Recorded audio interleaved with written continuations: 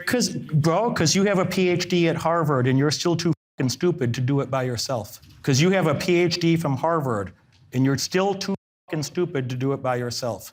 And I don't mean that as an insult, because I know you have a high IQ, and if you weren't a top performer, you wouldn't be in the situation that you're in the world. So I don't say that in a way that I mean to be immensely disrespectful. I'm saying that you're a human. And if you could have done it by yourself, you would have done it already. And you know what? Nobody in the world could help you better than me.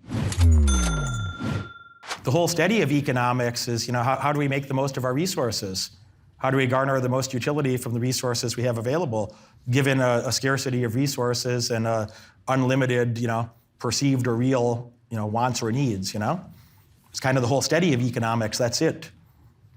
So how do we utilize our resources to have the best possible outcomes?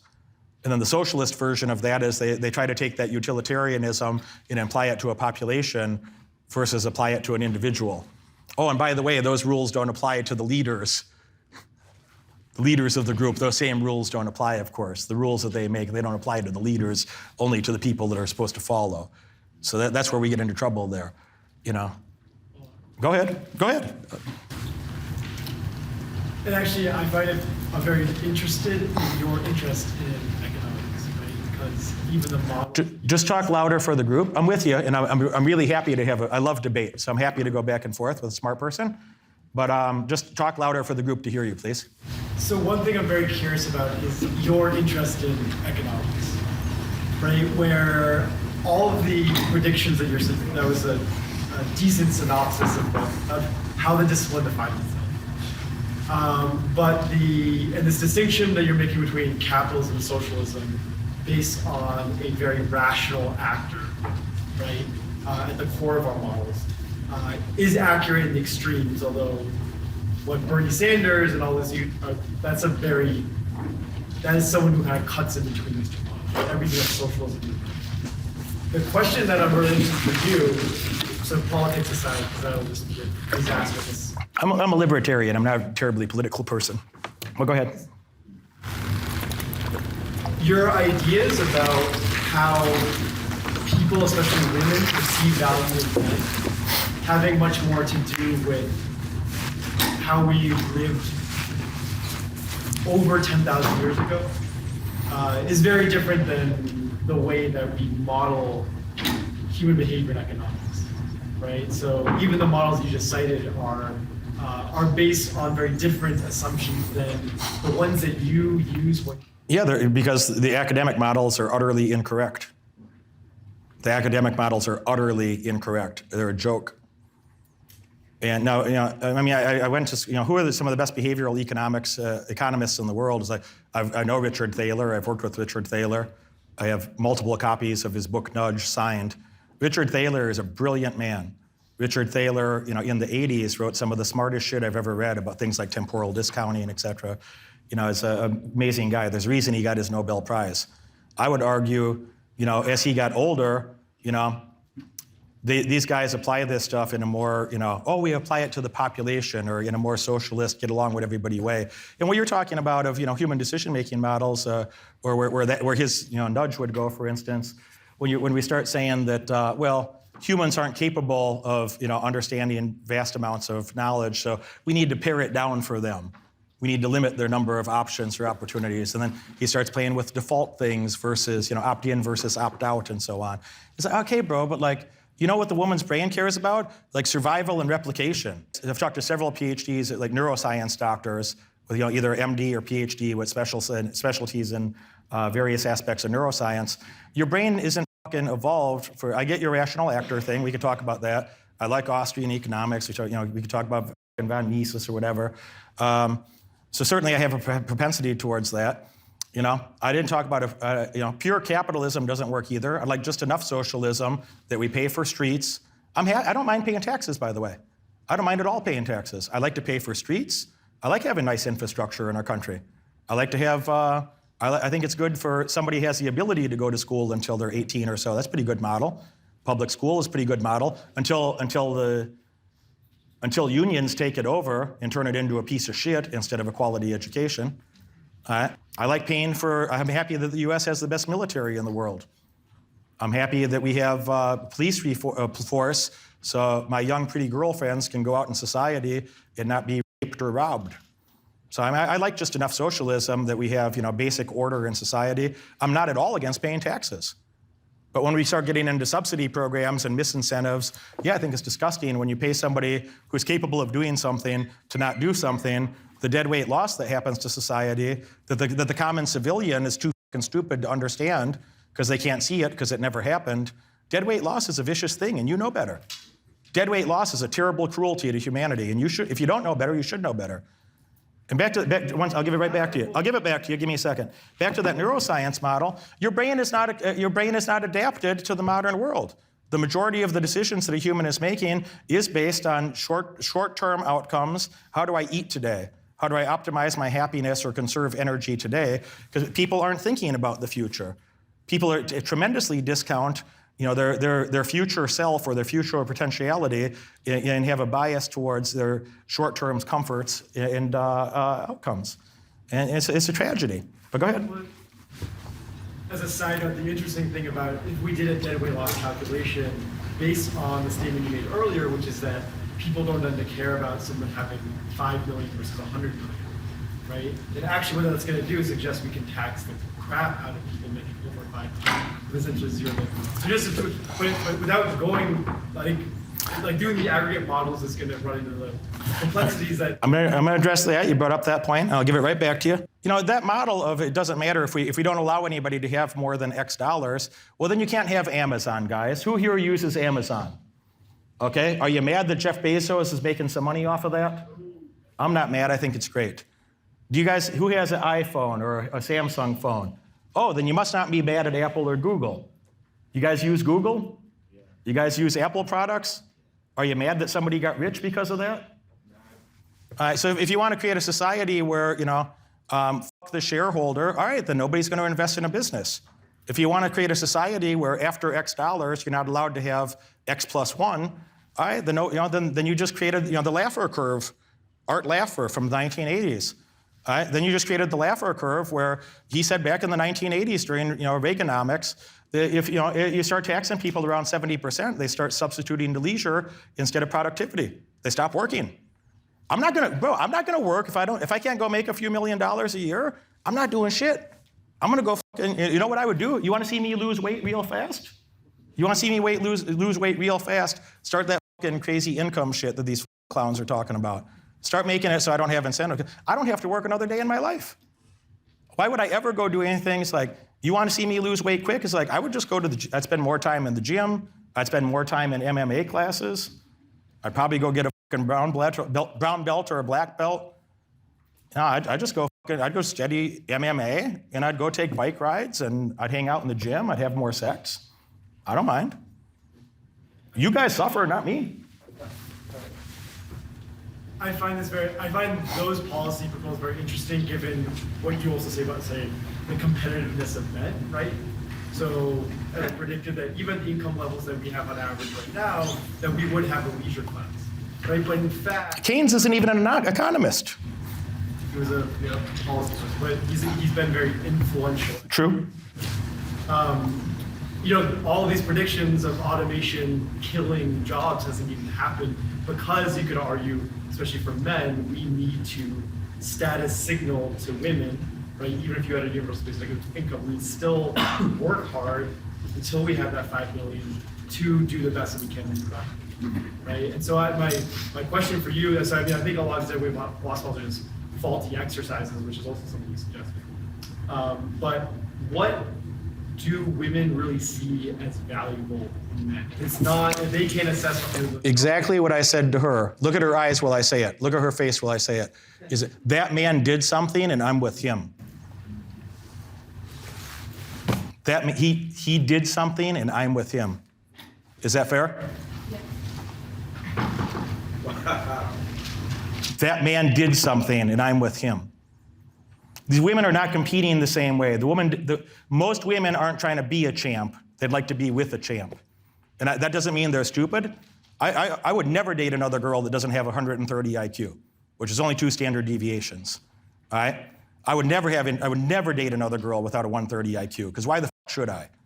because I'm doing better than that, and I did a hell of a lot with it. And I'm happy to debate. I went to Chicago so I could go debate smart people. I put myself in a room like this so I can debate a PhD guy from another top school. I'm just a dummy with an MBA, you know? I'm really struggling in life. I'm happy to have those debates. You know what? I shut down stupidity. I'm happy to have an intellectual argument because I'm well prepared for it. I've been thinking about it for decades. You guys can call me out on anything. And, we can, the things I'm saying, we have so much time together, So am I going to say a couple things that might sound contradictory on occasion? Give me your best ones. If something seems contradictory, I invite every one of you to call me out for it and say, hey, how do we reconcile this and that? And I bet I have an answer, because I've thought of this very holistically for a very long period of time. And it's been the most exciting thought process of my life. I'm very excited about it. So, go ahead. Can you unpack that when you say that man did something and I'm with him? How, you said $5 million later, you think prestige matters, right? Prestige versus status is a big debate. Some women don't want to work hard, dude. There's stratification of the ambition of a woman. There's stratification in terms of her work ethic, in terms of her sense of self-esteem or entitlement, really. When I said a few minutes ago about I would only want to date a girl that came from, a good household where, of course, she was going to go to school. Of course, she's supposed to be good at something. When I said that, or 130 IQ, it's like, you know what? Because I don't want to have to dumb it down when I talk to her. I want to talk to a girl that we can have a real intellectual debate. I don't want to be right and she's wrong. I'm like the opposite of an oppressor, dude. I'm not the type of guy that wants to date a girl that's like stupid and I just tell her what to do and totally controlling. No, I'm the man and I'm going to be the leader of our relationship. I'm going to date a young girl that's, of course she was an honor student or is an honor student in college. Of course she's going to graduate school. I want her. This might be part of my own esteem needs, or I don't know if that's true. I think it's just that, well, what would be a better option? I think it's just as simple and pragmatic as that. But I think to myself, it's like, well, I'd like to date a woman who is very capable of having a job and making a good six-figure or, a couple $100,000, $200,000 doing whatever she'd be up to, that she has her graduate degree from somewhere, that you and I would respect and so on. And she chooses to be with me, not because she has to, not because she needs something from me, but she's looked around at the other guys. She said, he did something, and I'm with him. I think the woman's judging you. We want to talk about tribalism a little bit. Humans are all tribal. All of us are tribal. Everybody has in-group bias. Anybody who doesn't understand that they have an in-group bias is an extraordinary buffoon. And I hope they edify themselves so that they don't carry on the stupidity for their whole life. Everybody has an in-group bias. All right? And there's nothing wrong with that. Some cultures are superior to other cultures. Some cultures would lead to outcomes that another culture would destroy that or prohibit an outcome. So, it's entirely appropriate. You and I have an in-group bias towards other nerdy people. We disagree on some things, obviously. So part of you, I feel, is a bit of an argumentative spirit and also a bit of a curious spirit. That you obviously read some stuff and you're a smart guy, high brain function, high achiever of yourself, etc. So, that's great. But I don't need a woman that agrees with me every moment. But I do need a woman that her brain works. We could have an actual intellectual debate. It's not just, all right, you're always right, you win, I'll just do whatever you say. It's like, no, I'd like her, if she has a better model for something, I'd actually like to know about it. If she has a better way of thinking that you don't have to like objective reality, but there are those that would deny objective reality in favor of some fantasy world, there's a consequence to that. Objective reality persists longer than our delusions and illusions and stupidity. And there's a consequence to pay for having, faulty information in your head. There's a consequence to that. Every smart person knows it. And you think about what a human is. Let's have this conversation a bit together. This would be useful to the whole group, by the way. Do you guys enjoy this little debate, by the way? Yes. Good. I'm well prepared for these. I used to debate Austin Goolsbee all the time. You know who Austin is? He was one of my professors. He and I get along well. Austin knows who I am. We had many times after class conversations. I debated Austin Goolsbee several times. I've had conversations with Richard Thaler about some of these things. A lot of guys that you guys don't know, but I went to a school that's full of smart people that has a bit of an argumentative spirit. So I could argue with the PhDs, many of them Harvard PhDs. Austin went to MIT for his PhD, but Yale undergrad. But in any case, I'm well prepared for these. And I would even discard you. The conversation that he and I are having right now, if you had 50 women watching this, do you think those women aren't taking sides? Do you think the women aren't taking sides? If you had 50 pretty women watching this, you think either one of us would have a hard time getting laid later? I don't think so. They'd all be on my side. Well, what I just said about your delusions persisting longer. You remember what I just said about delusions? Yeah. You remember what I said earlier about, talking shit at or below your skill set, not beyond, or you'll be embarrassed a moment later? So I say that fully welcoming some more argument. Now, this is interesting, and this is really useful for the group, is, plenty of women would be happy to be with either one of us. And then some of us, in this context, with no more information than this, would she rather date some random guy out there on the street or either one of us? With no other information, she's picking one of us, okay? Now, some of them would strongly favor me, some would strongly favor you, given the communication that we're having. When I talk about the $5 million, I'm just saying that a woman's brain, and a guy's brain for that matter, is just like, there wasn't a model for extraordinary wealth in the past. What I'm really telling the guys is not an ultra pro-capitalism at the cost of humanity message. I'm really telling you guys, make sure that you make enough money to live whatever sort of lifestyle that you want to live. Make sure that you make enough money to go live whatever life that you want to live, so you're happy, so you're carefree, so you can procure the resources that you'd like to have the sort of life experiences that you'd like to have. You remember earlier, did I say that do that for the woman, to impress the woman? Did I say that? No. I said make sure you got enough resources to live the life that you want to live.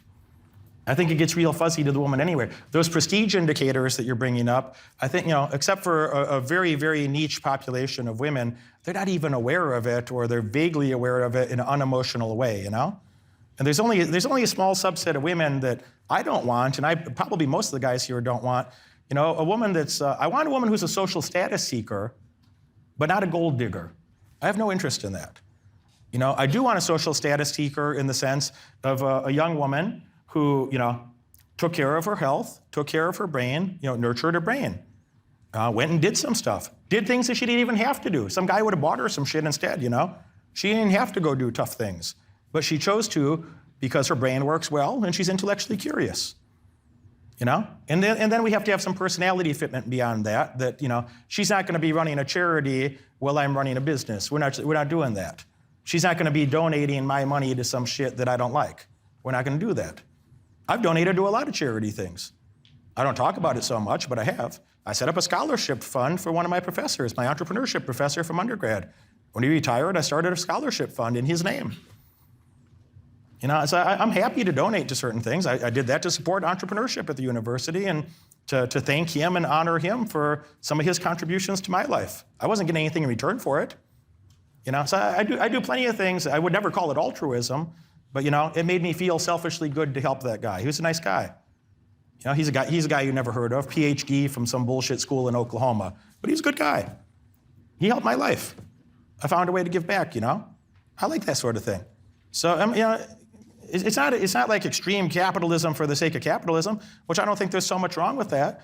I'm just like, man, make sure that you guys it's a lifestyle choice in a first world country to have all the resources you'd want to live whatever life you want to live. And if you're not doing that, it's your own fault. That's all I said. I didn't say do it for the woman. I didn't say to do it as a prestige indicator for the girl. I frankly said the opposite. They don't pay much attention. Just make sure that you're happy. Make sure you can live what you want. You know what she's paying attention to? Is that abundance. Is that guy is free-spirited. He can buy what he wants. He can go where he wants. He's pretty carefree. You can look in his eyes. You see that he's confident. He likes himself. He respects himself. He's surrounded by other respectable people that treat him with respect. That's a real prestige indicator that you were asking about. When she looks at your tribe and she sees, oh, this is a guy that's surrounded by other men that are clearly way above average. They're respectable men that treat him with respect. That's an extreme. That's very important to her. It determines her status in the world or the hierarchy of potential tribes. What else? Give me one more. We have one more back and forth here. What do you got? So when you see a girl that's in your target range, right? Just a bit louder. Are you going to be a professor? The room's got to hear you. What are you doing? What is your career with your degree? What are you doing? So I teach economics right now. Now, as a professor, or a teacher, whatever level you're at the moment, but you may well be a professor at a university later. You have the right degree for it, yeah? Okay. Now, would it be better if this guy projected his voice a bit? Yes. Would he have more money and more of those fancy clown dick academic awards to go with his title? You could get a fucking clown dick academic award. I could help you with that if you project your voice a little better. First of all, I already have plenty of clown dick academic awards. Good for you. More coming. So let's say you see someone who's in your target range. It sounds like from what you said, that's someone 21 to 24 for you from a decent university or above, ideally someone with a good education you can engage with these things. So that's going to be someone who understands some of the social signals of today. But maybe not all of them. I'm curious, you now see someone like that in lived. What is your mindset in that moment about how you generate attraction? I don't care if I generate attraction. Or signaling status, et cetera. Can you take, you said that you think about how women perceive value in a very evolutionary sense. Was this what would have been high status 50,000 years ago and before? How are you now thinking as you approach that woman through the first steps, et cetera, about how to communicate value, how to present yourself, given that she probably won't necessarily understand, as you said, that you make above 5 million, or the conversations you have with Richard Barrow, or all those other things? Good question. I got you. Here we go. You don't know. I feel like Milton now. Milton could take things like that, and even though I'm going to go on this tangent, I can go right back. Milton could be like, Milton Friedman, Step one, first thing you said is, how do, when I see that girl, when I identify said girl, how do I communicate this stuff? I don't know it's her until you go fucking talk to her. And then you sort through the muck. When she's like, hey man, blah, blah, blah, do you got some cocaine? It's like, oh. I hope you have a great night. Hope you find what you're looking for. And I just carry on with my life. I don't insult her, I'm not mad at her, but I have no further interest. Time for me to go. So I don't even know that it's her. I have to go talk to her and convey a bit of, just chat with her. You can't do what we're doing right now if your brain doesn't work well. You can't do what either one of us is doing. There's a social pressure on you as well. I got bright lights on me and a camera and 100 people looking at me. There's a social pressure on you as well. That you get stuck in your head. You have a hard time even projecting your voice in the room. You're tolerating more social pressure than I am, frankly. And you know what? And you're still performing pretty well. It's not a criticism. I'm just talking about, you're doing quite well. Now you can't, if you're calorically deprived, could he do that if he was starving? Could a stupid person do what he's doing? No. He asks some pretty smart questions, don't he? Could a stupid person engage with me on the level that he is? No. Now you recognize I'm paying him a bit of respect, that I know he's pretty intellectually bright. So I have to be a little bit more precise with my language, just a little bit more precise with my language, because he's a little nerd and he has the mental capacity to nitpick something. So I have to be just a little bit more precise, a little more and fill in the blanks a little bit better. Neither one of us could do what we were doing if you had an extreme illness. Could you behave this way? If you're calorically deprived, you couldn't behave this way. What we're doing right now is vibrancy indicators to the girl. What we're doing right now shows your evolutionary superiority and mine. Just having a little conversation back and forth, a little nerd chat. Moderately contentious and moderately curious nerd chat. That by itself differentiates us from those others. Okay? And by the way, you and I'd be natural allies in a lot of contexts. We can, to the point that we're a little bit contentious or have different worldviews on things here, If we had to go out there into the rest of the universe, you and I would be pretty natural allies. We'd focus on our commonalities more than our differences if the alternative was hanging out with some average person outside here, yeah? So we'd be allies pretty quickly. So, Chicago, Harvard, or you could talk to like the Uber driver. So we'd be allies pretty quickly, okay? So, there's no reason to have a negative thing there, okay? Now back to that girl. So we got... You can't pre-screen and put in what you perceive her or how you perceive her. Or when you start putting those preconceptions are going to be misconceptions. You have to go engage with the creature and understand the creature as it is. Yeah? What was the second part in there? You said initial engagement. No, then you said attraction. How do I create attraction? I'm not trying to create attraction.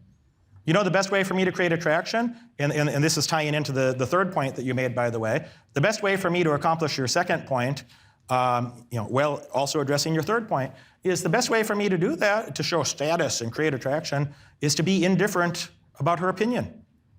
The more indifferent I am to her liking me or not liking me, the more likely she's going to be attracted to me. No matter if she's the f***ing cocaine girl, or the Yale Law School girl. Why? Because that's what a tribal leader would do. What would the tribal leader do in any context? Would he be filtering his language? Would he be stifled by neurotic thoughts? Would he be exhibiting great indicators of anxiety or neuroticism? Or would he just be calm and stable? His vocal tonality is stable. His brain is with it. It's willing to accept challenges. And then, by the way, you and I are talking about a mixture of things here. We're combining, dating theory with evolutionary psychology and academic economics.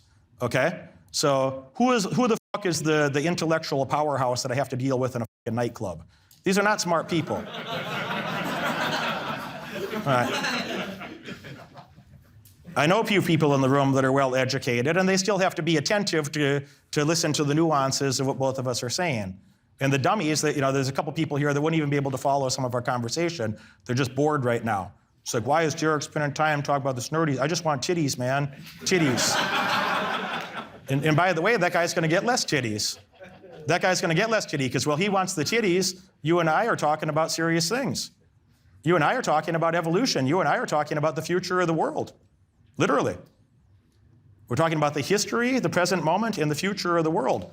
That sounds like a goddamn Tiffany advertisement. They're selling you, your future, your present, your past, or however they say it. Okay? So you and I are talking about bigger things. Just being in the room, if we had those 50 women watching, the nerd girls would be fucking self-selecting, and they'd have the highest level of entitlement. They'd be the most interested.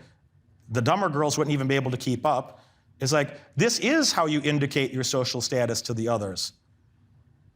The majority of the other guys in here know they can't debate either one of us. And I say that with respect. I don't mean that with any disrespect. Not on this topic, at least. Maybe plenty of people in here know more about computer science than I do, or probably you do. There'd be some other people here that know more about medical science than I do, or probably you do. All right? So, but they don't want to compete in this particular niche, They probably don't want to argue economics. They wouldn't be able to keep, most, not saying there's not a couple that could, most wouldn't be able to keep up on the things we're talking about in that niche. But that is how you indicate social status to the other humans. You're doing it right now. You don't have to change who you are when you get in front of the girl. You're doing it right now. I am too. You're showing those vibrancy indicators. You're showing that willingness to be disagreeable. You're one of the people that's more vocal, but in a good way. You're one of the people that's more vocal, that you're not trying to be disagreeable in a provocative way. You heard a few things that I said earlier that you're like, damn, this guy is half brilliant, but he kind of rubs me the wrong way on a few things. And then you're kind of nudging me and looking for clarification in a little bit of a challenging way. I don't think that's bad. Those are the type of people I'd be interested in meeting, and that's how you get shit done. Yeah? I hear what you're saying there, but I think all of us know and have seen either the neurosurgeon or the professor at a nightclub just getting blown snippers. Bullshit. I don't want to say at university, but he teaches at a top world university, PhD in econ. I was with him 3 weeks ago in London. We had dinner together. Yeah. You and I. Yeah. I don't want to say his name. I don't want to say what school he's at. You and I, how's he doing? PhD in economics from a premier university. Same quality as our schools, same type of school, okay? How is he doing in his dating life? He did end up pulling a girl half his age on, it wasn't in London, it was in New York before that. So. He's in his 40s? Yeah, he's in 40s. Was he in St. Louis? I wouldn't, the same way that I wouldn't talk about you publicly. Look, somebody that's, whether you know it or not, this is not for me, it's for you, Whether you know it or not, I wouldn't ask your name in front of the group. I wouldn't say things like that, just for your own privacy, bro. So, and I wouldn't be able to talk about a client that way, but. My question is, though, I've seen people who have that profile be very successful, I think we've all seen, just like you're saying, the nerd, right? No, look, do you know who Brent Neiman is? Do you know a guy named Brent Neiman, PhD from Harvard, Sloan Scholar, blah, blah, blah, blah, PhD from the econ department at Harvard.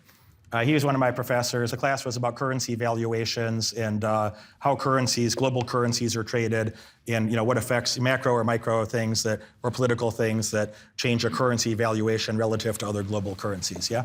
So this guy couldn't, he probably can't tie his shoes, bro. He has a lot of, I don't like the guy, so I'm happy to talk shit about him. In fact, I'm excited to talk shit about him publicly. So Harvard PhD, couldn't tie his shoes, it's nothing good, So could that guy go out to the club and get laid? No, because he can't think on his feet for shit. No, because with his Harvard PhD, when I was in his class and I would stop after class and say, hey man, and by the way, and the guy's 20 years older, 15 years older than you, probably 15 years older than you at that time in his life, all right? And public, who knows how many publications, you know what that looks like, cited, public, blah, blah, blah, all right?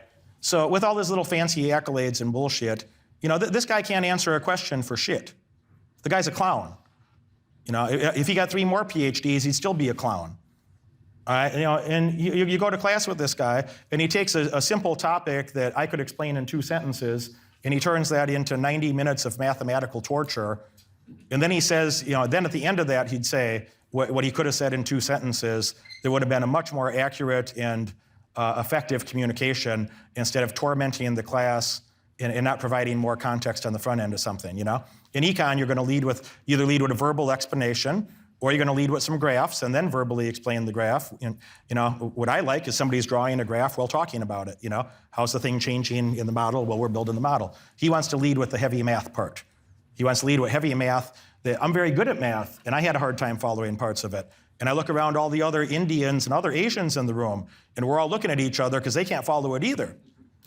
So I think the guy invented some new shit. Because my classmates that went to IIT, which is maybe the best technical school in the whole world, they can't understand his math either, So, I thought the guy was a shit communicator. Worse than that is you go talk to him after class, and you'd ask whatever question about, macroeconomics or whatever type of econ shit. Is like, how does this, regarding those currencies, how does this or that, affect blah, blah, blah, blah, blah, blah, or, you're usually asking for second order effect type things, or what is your opinion about blah, blah, blah related to blah, blah, blah. So, I don't know. I can't tell you how many times I talked to this guy. I don't know. And, about 5 or 6 classes into the term, I said, you know what, man? You got a fucking PhD from Harvard. And I said this privately. I didn't say it nice. It wasn't nice. It wasn't polite. It was him and I privately. I wouldn't say it in front of the class. I said it to him privately. But I let him know my dismay. I said, man, you got a fucking PhD in econ from Harvard. All right? And you whatever it was, 15 years experience, whatever. All right? You got all these fucking Sloan Scholar, blah, blah, blah. What's your fucking best guess? I've asked you a bunch of times. I've asked you different questions. I don't know. Well, you'd have to do a 2-year study. What's your fucking best guess? What's your PhD worth if you can't posit a hypothesis of, how it might work? Or what are some, say, hey, to answer that question, I'd want to know, A, B, C, and D, and how those might impact, X, Y, and Z. This guy's useless for that type of shit. If he didn't have a job in academia, he'd probably starve. He might not be a qualified fry chef. All right? Now, I've seen other people, clinical professors, some of them went to grad school, some of them didn't, but I've seen other guys that made hundreds of millions or a couple $1 billion that were also my professors. I like the clinical professors. I'm that type of person. I like real world results. I'm not a true intellectual. I don't pretend to be.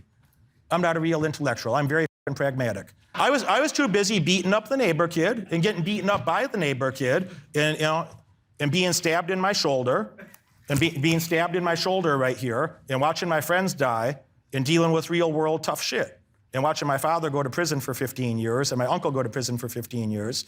And, if you grew up under my circumstances and you went from where I was to where I am, you'd thank the fucking heavens every day. You'd thank God that you don't believe in, that you're even fucking alive.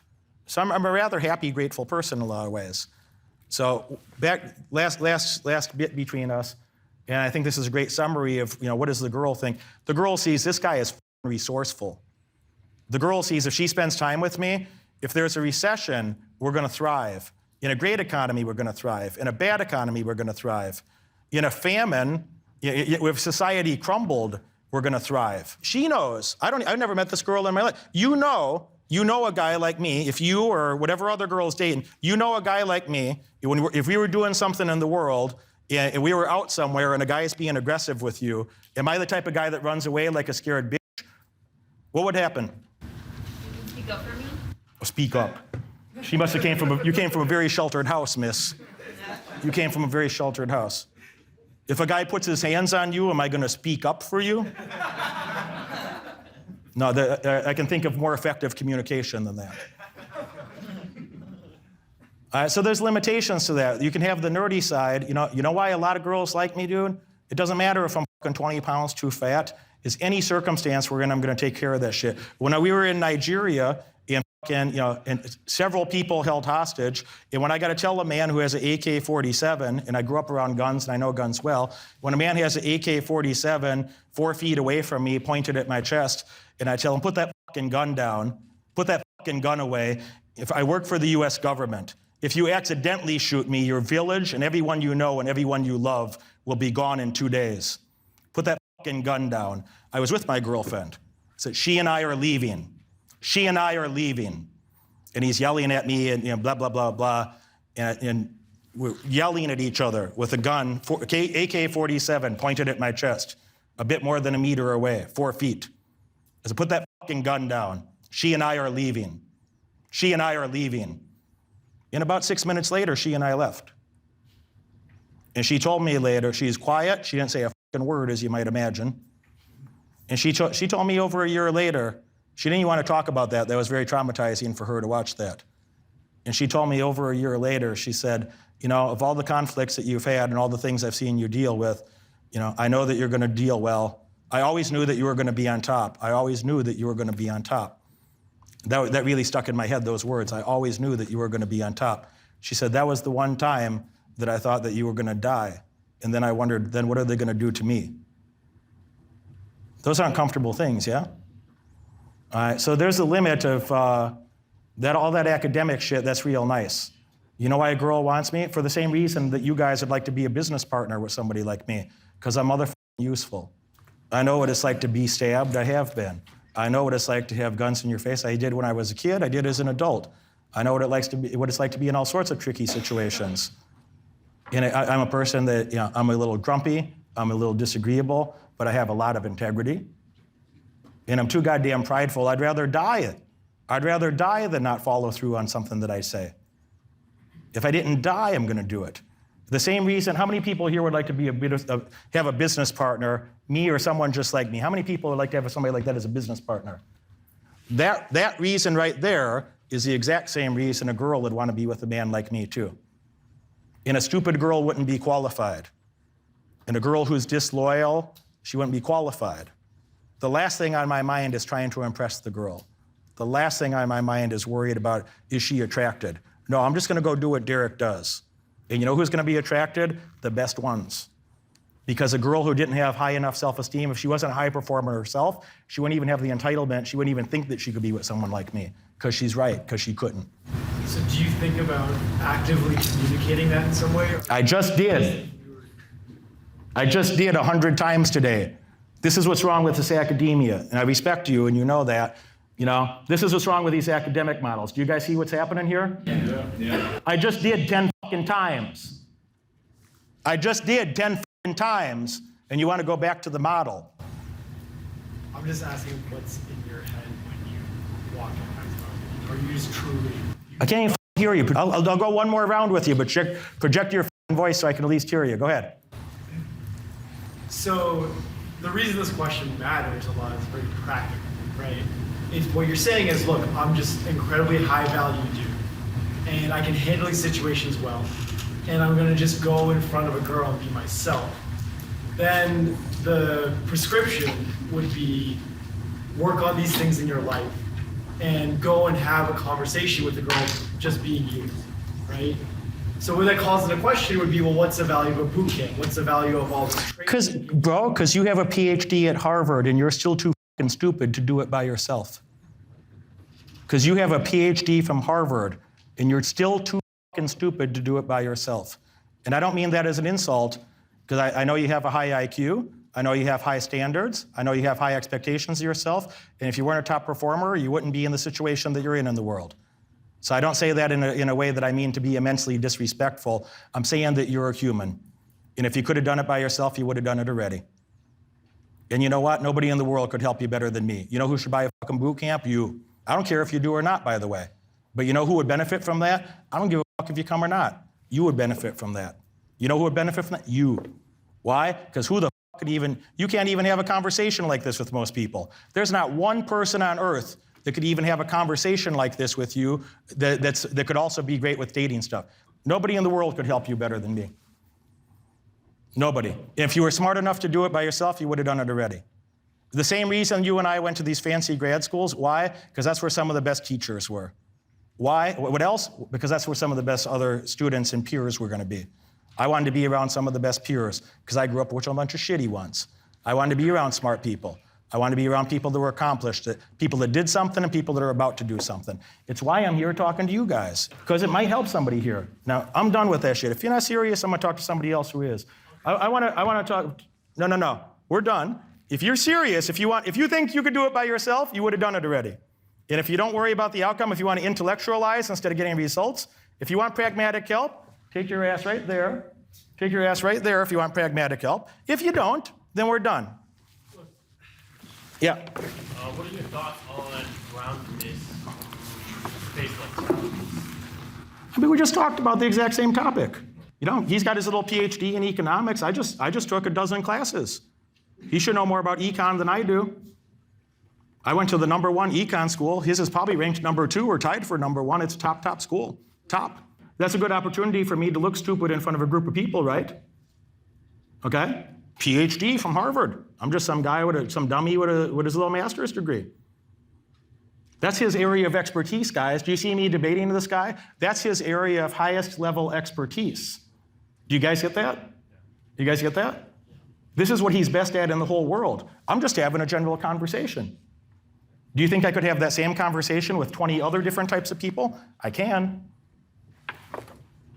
So that groundedness is going to be, well, what's your level of preparedness? What are the things that you've been doing before that? You're not going to do that level of, you can't have a conversation like that if you haven't thought about some of these things in advance. He means well, but this is a guy that he's stuck in academic models. I don't dislike the guy. Do you hear even now when I talk about him? Does it sound like I'm mad or disrespectful? I don't dislike the guy. The poor bastard stuck in an academic model. And then he goes and meets somebody like me, and in his head, a few things are happening. In his head, he'll think of like one study.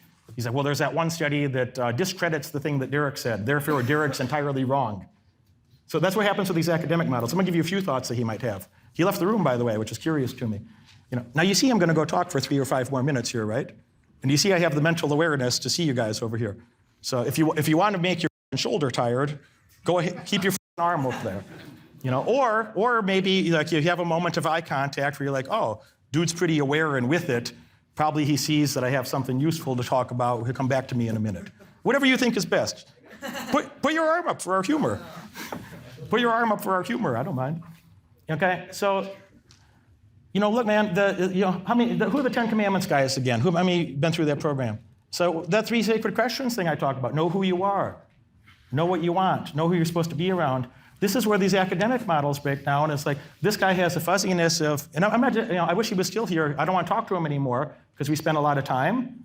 So he either has to decide to make a pragmatic decision that we're actually going to go work on things in the real world now and fix something. We're done having a little nerdy academic conversation. But you guys know I could have shut that down a long time ago. If I felt uncomfortable, could I have stopped that conversation a long time ago? It'd be easy for me to pivot. Okay? So when a guy that's challenging me, who's, should be better educated on that specific topic than I am, I didn't run away from it. I have total confidence that I'm going to be able to deal with it. There's nothing he's going to say to me that's going to throw me off course. Nothing he's going to say to me. I dealt with some of the best PhDs in the whole world. Austin Goolsbee is a brilliant guy.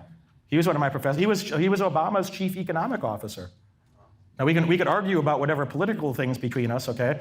He and I have some political disagreements, but Austin Goolsbee is a brilliant guy.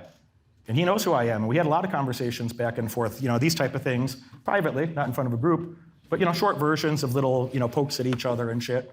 He's brilliant. And he has, better education than this guy, same, different school, better education than this guy. And, I like sparring with smart people. So when you this answered your question, by the way. When you say, hey, how do I work on that groundedness? I like sparring with smart people. I like sparring with smart people. I control the stage. It'd be easy for me to answer one question halfway, deflect it, go pivot to somebody else. I do that with an idiot. I do that with an idiot because it's not good use of our time. If I got somebody that's like, his brain actually works pretty good, I like those things. I could debate whatever. We got some doctors or lawyers that want to debate me next. I'm game. I don't give a shit what school you went to. I got you, homie. Why? Because I know who I am, and I know what I want, and I just spent, more than 30 years thinking about this shit. And that's the difference between, somebody who's going to get professional outcomes, elite outcomes, versus okay outcomes, man. I'm not an amateur. I don't have to run away from pressure. I feel real happy with some pressure. And you're only going to feel that way. You're only going to have that groundedness if you're willing to make yourself vulnerable in front of a group, 100 people or so. And again, I want to point out, how many of you guys get it that that guy, again, I'm not saying it with any disrespect, that guy, he's a PhD from Harvard in a particular topic. And he's taking me to task in his area of expertise. You get that? Yeah. And do I have a hard time taking care of myself? No.